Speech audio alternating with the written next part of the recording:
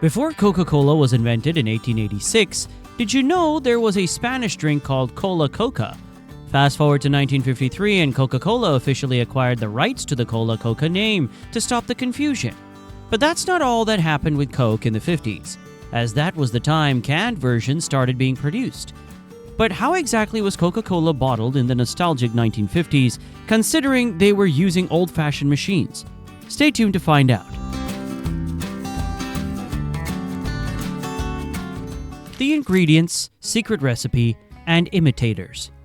To begin with, Coca-Cola's secret recipe isn't just some fun marketing gimmick. It's one of the most closely guarded trade secrets in the world. In the 1950s, just like today, only a tiny number of Coca-Cola executives knew the full formula, and we're not talking about it sitting on someone's desk. The original handwritten recipe was, and still is, kept in an actual high-security vault. In fact, you couldn't get to it unless you were part of an elite inner circle with perhaps a retina scan, a password, and a sworn blood oath. But why so dramatic with the recipe? I'll tell you that in a bit, but first subscribe to our channel if you want to learn about how all your favorite brands are made from scratch. So, back to why Coca-Cola's recipe is heavily guarded? Well, it's because the original flavor was pure gold. Nothing tasted like it, and people were obsessed with it. Coca-Cola didn't just taste good, it tasted like the soft drink. Everyone else wanted a slice of that magic, but nobody could quite figure it out. In the 1950s, knockoff sodas were everywhere. Brands like Coca-Cola, My Cola, and Celery Cola popped up, hoping to cash in on the Coca-Cola craze. But here's the thing, they never nailed the flavor. Some were too sweet, others were flat, some even tasted like a horrific mixture of cough syrup and sadness. And as you would expect, consumers could always tell the difference. That's why Coca-Cola kept its recipe tighter than Fort Knox. Imitators tried and lawsuits followed. The company wasn't afraid to defend its brand in court. They'd go after anyone who got too close, because even if a soda looked like Coke but didn't taste like Coke, it could hurt the brand's reputation. So while folks in the 1950s could enjoy the fizzy magic in every bottle, they had no idea what exactly made it taste so good. And honestly, that mystery might be part of what made it so special. But that's not to say we don't know anything at all about Coke's ingredients. Of course we do. So stay tuned because I'll be telling you as much as we know and exactly how Coke was bottled in the 50s, the old-fashioned way. But hey, you can take a wild guess and tell us in the comments how you think Coca-Cola was bottled in the good old 50s. It'll be fun to see who gets it right. Step 1. The syrup arrives. So back in the 1950s, Coca-Cola bottling plants didn't have the secret recipe or clearance to make the actual syrup. Because as I said before, that top secret formula was handled only by the folks at Coca-Cola headquarters. The syrup was cooked up in a highly guarded facility and then shipped out in big metal drums to bottling plants across the country. When the syrup arrived, it was like liquid gold. Thick, sticky, dark, and packed with flavor. It smelled sweet and spicy with that distinct Coca-Cola scent you just know when you smell it. Now here's the thing, that syrup wasn't ready to drink. Not even close. It had to be mixed with carbonated water before becoming the Coke you know and love. So the first order of business was storage. Plants kept the syrup in sealed stainless steel tanks to lock in the flavor and keep bacteria or dirt from messing it up. I have to mention that the syrup was so strong, as just 1 gallon could make 6 gallons of Coca-Cola. That's why bottlers treated like it was the most valuable thing in the building. And because the actual recipe was a closely guarded secret, only a few people even knew how the syrup was made in the first place. Now let's move on to the next step. But before we do, share this video with your pals who think they know all about Coke. Let them learn a thing or two. Step 2. Purifying the water. Now you may think water's just water, but Coca-Cola in the 1950s didn't take any chances with it. In fact, they treated water like it was just as important as the secret syrup. Because here's the deal, if the water tasted even a little off, the whole drink would taste weird, and nobody wants a funny tasting Coke. That's why every bottling plant had a dedicated water purification setup. We're talking massive tanks, filters, and equipment that looked more like something out of a science lab than a soda factory. First, the water went through sand filters to catch any dirt or gunk. Then it passed through activated charcoal, which pulled out smells, chlorine, and anything that could ruin the flavor. In some plants, they even used ultraviolet light to zap bacteria and viruses. Sounds pretty high-tech for the 1950s, right? But that goes to show how advanced Coca-Cola plants were back in the day. Now, after all that filtering, the water had to be tested to make sure it was absolutely pure. No strange flavors, no odd smells, and once it passed inspection, it got cooled to just the right temperature, which takes us to the next step. Speaking of next steps, hit the notification bell after subscribing so you won't miss all the exciting manufacturing content I've got lined up.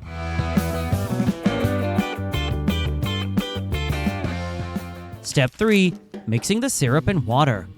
This is the moment when Coca-Cola starts to come to life. With the syrup safely stored and the water perfectly purified and chilled, it was time to bring them together. But it wasn't as simple as dumping one into the other.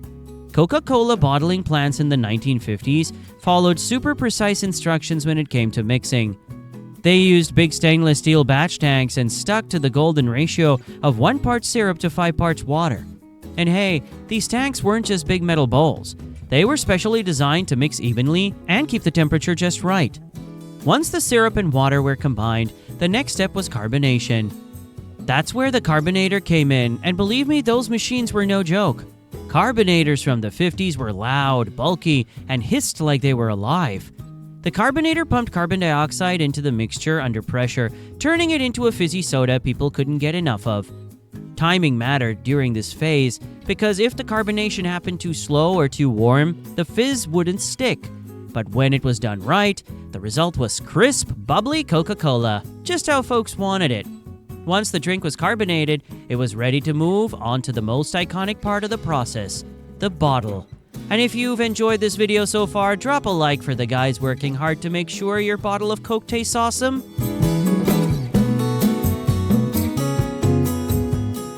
Step 4. Washing the bottles. So in today's world, most bottles are single-use. You drink it, then toss it. But back in the 1950s, Coca-Cola bottles were made of thick glass and used over and over again. Yes, if you've lived long enough to drink a bottle of Coke in the 50s, just know someone else had drank out of the same bottle before. But then people returned their empty bottles to stores, and from there, they made their way back to the bottling plant. But before those bottles could be refilled, they needed serious cleaning, and I mean serious. These weren't just little rinse-offs. I'm talking about full-blown industrial washes. First, the bottles went onto a conveyor belt, where they were flipped upside down and blasted with high-pressure water. Then came the hot water bath to loosen up any stuck-on grime. After that, they got rinsed with a cleaning solution strong enough to kill germs, but safe enough not to leave a taste behind. Some plants from the 1950s even used brushes to scrub the insides. After the wash, workers inspected each bottle by hand. They held them up to bright lights to check for cracks, chips, or cloudiness. If a bottle didn't pass inspection, it was tossed aside, because only the clearest, cleanest, and strongest bottles made it to the filling line. Nothing less would do. But how strange is it to hear that Coca-Cola reused bottles in the 50s? Hit the comments below and tell us if this surprises you too.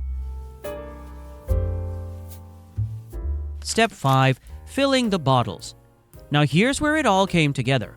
Imagine a noisy, fast-moving conveyor belt lined with rows of classic green glass bottles, all clinking together as they moved. This was the Coca-Cola filling station, and it was the heart of the bottling plant. But wait, did I just say green bottles? Yeah, you heard me right, because back in the 1950s, Coca-Cola's bottles were greenish, and that's a result of the byproducts from the minerals in the sand used to make these bottles. So the bottles rolled into place under a row of metal sprouts. These were part of the filling machine, a chunky, noisy beast that did the job with crazy precision.